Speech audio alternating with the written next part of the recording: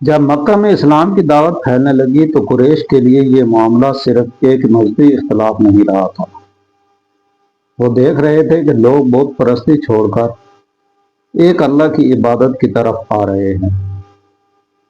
کمزور مسلمانوں پر ظلم بڑھتا گیا، کسی کو مارا گیا، کسی کو دھمکایا گیا، کسی پر معاشرتی دباؤ ڈالا گیا، لیکن رسول اللہ صلی اللہ علیہ وآلہ وسلم نے دعوت کا کام جاری رکھا۔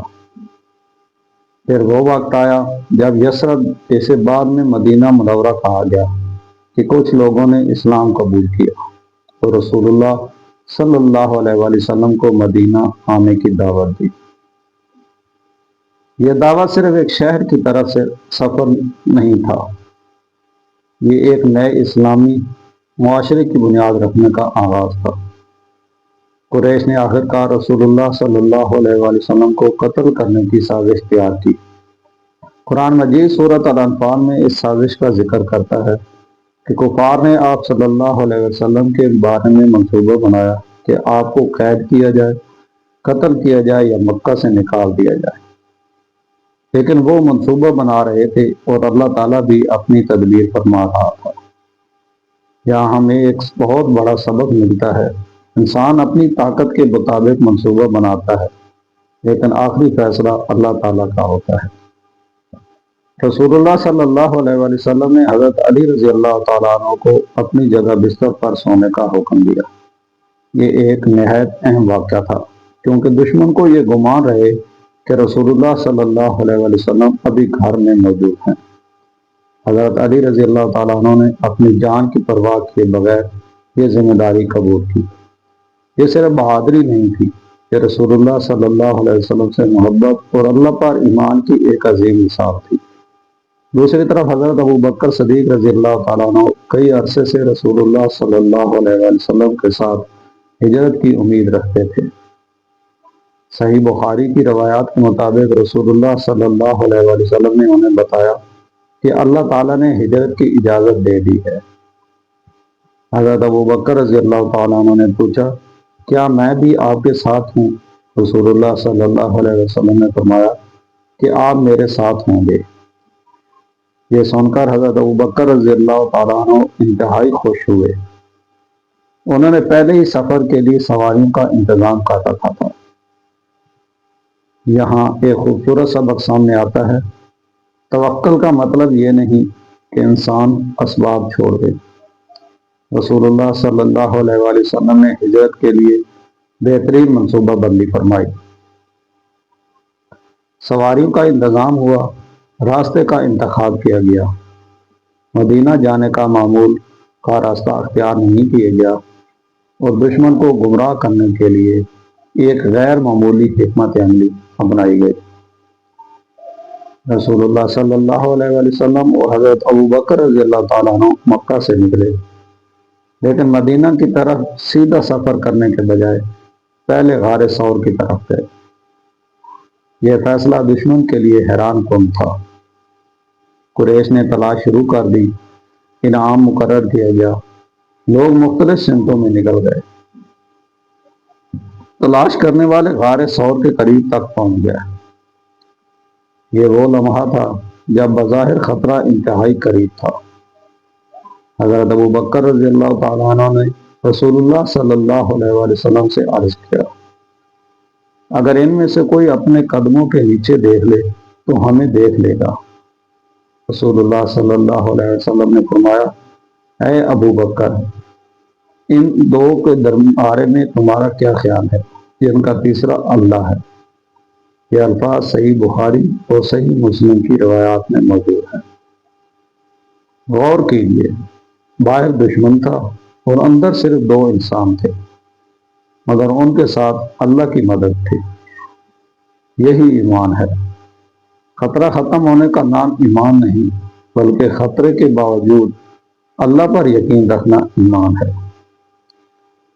ہجرت کے واقعے کے ساتھ ایک مشہور قصہ بھی بیان کیا جاتا ہے کہ غار کے منہ پر مکڑی نے جالا بنا دیا اور کبوتروں نے گھونسلہ بنا لیا تھا، جس کی وجہ سے تلاش کرنے والے واپس چلے گئے۔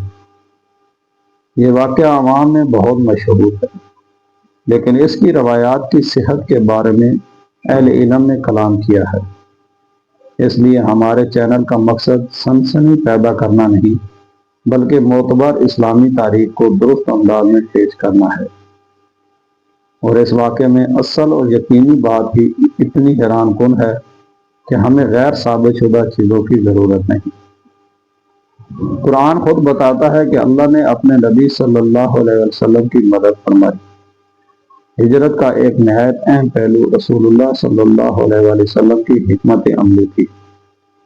مدینہ جانے کے لیے ایک ماہر رہنما عبداللہ بن عریقت کو اجرت پر لیا گیا تھا، جو اس وقت مسلمان نہیں ہوئے تھے۔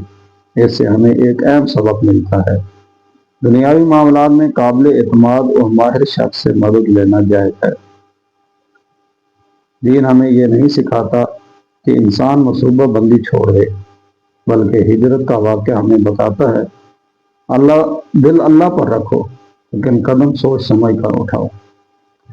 رسول اللہ صلی اللہ علیہ وسلم اور حضرت ابوبکر رضی اللہ تعالیٰ عنہ غار ثور میں 3 راتیں رہے۔ حضرت بکر رضی اللہ تعالیٰ عنہ کے بیٹے عبداللہ رات کو مکہ کی خبریں لے کر آتے، دن کے وقت وہ مکہ میں لوگوں کے درمیان موجود رہتے تاکہ کسی کو شک نہ ہو۔ حضرت ابوبکر رضی اللہ تعالیٰ عنہ کے غلام عامر بن فہیرہ ہی بکریاں چراتے ہوئے وہاں سے گزرتے اور دودھ پہنچاتے۔ یہ پوری حکمت عملی اس بات کی مثال تھی کہ ہجرت صرف جذباتی سفر نہیں تھا، یہ انتہائی منظم اور محتاط منصوبہ تھا۔ اور یہی وجہ ہے کہ ہجرت ہمیں زندگی کا ایک عظیم اصول سکھاتی ہے: اللہ پر بھروسہ کرو، لیکن اپنی ذمہ داری پوری کرنے میں کوئی کمی نہ چھوڑو۔ حضرت ابوبکر صدیق رضی اللہ تعالیٰ عنہ رسول اللہ صلی اللہ علیہ وسلم کے بارے میں انتہائی فکر مند تھے۔ وہ اپنے لیے نہیں بلکہ رسول اللہ صلی اللہ علیہ وسلم کی حفاظت کے بارے میں پریشان تھے۔ یہ محبت کی وہ کیفیت تھی جسے الفاظ میں بیان کرنا آسان نہیں۔ ایک طرف دشمن تلواریں لیے قریب تھا، دوسری طرف رسول اللہ صلی اللہ علیہ وسلم کا سکون اور اللہ پر کامل اعتماد تھا۔ یہ منظر ہمیں بتاتا ہے کہ ایمان والے کا دل خوف سے خالی نہیں ہوتا، بلکہ فرق یہ ہے کہ خوف کے باوجود وہ اللہ سے امید نہیں توڑتا۔ جب تلاش کا خطرہ کم ہوا تو رسول اللہ صلی اللہ علیہ وآلہ وسلم اور حضرت ابوبکر رضی اللہ تعالیٰ عنہ غار سے روانہ ہوئے۔ اب سفر مدینہ کی طرف تھا، مگر دشمن ابھی بھی تلاش میں تھا۔ قریش نے اعلان کیا تھا کہ جو شخص محمد صلی اللہ علیہ وآلہ وسلم اور حضرت ابوبکر صدیق رضی اللہ تعالیٰ عنہ کو گرفتار کر کے لائے گا، اسے بڑا انعام دیا جائے گا۔ یہ اعلان سن کر ایک شخص نے سوچا کہ شاید وہ یہ انعام حاصل کر سکتا ہے۔ اس کا نام تھا سراقہ بن مالک۔ اس نے رسول اللہ صلی اللہ علیہ وسلم کا تعاقب کیا۔ اسے یقین تھا کہ وہ دونوں مسافروں کو پکڑ لے گا، لیکن پھر ایک ایسا واقعہ پیش آیا جس نے سراقہ کو حیران کر دیا۔ وہ قریب پہنچتا، پھر اس کا گھوڑا زمین میں دھنسنے لگتا۔ وہ گھبرا گیا، اسے اندازہ ہو گیا کہ معاملہ عام نہیں۔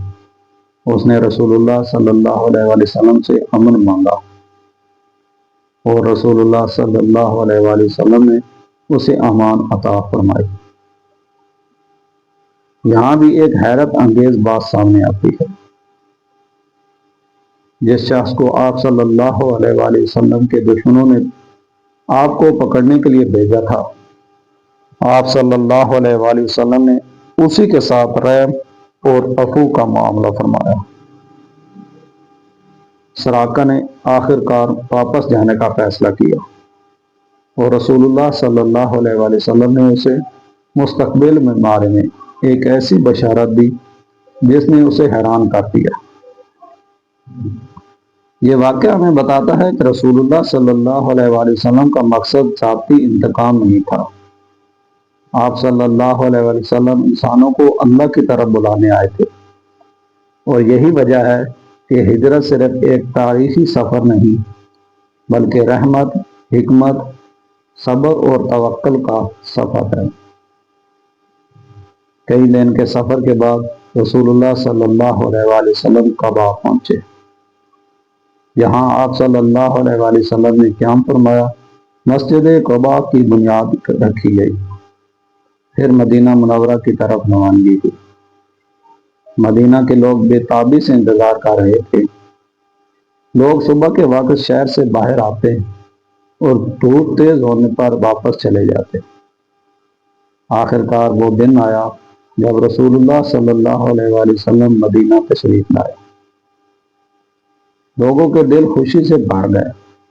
یہ وہ لمحہ تھا جس نے اسلامی تاریخ کا نیا باب کھول دیا۔ دوستو، ہجرت ہمیں صرف یہ نہیں بتاتی کہ رسول اللہ صلی اللہ علیہ وآلہ وسلم مکہ سے مدینہ تشریف لے گئے۔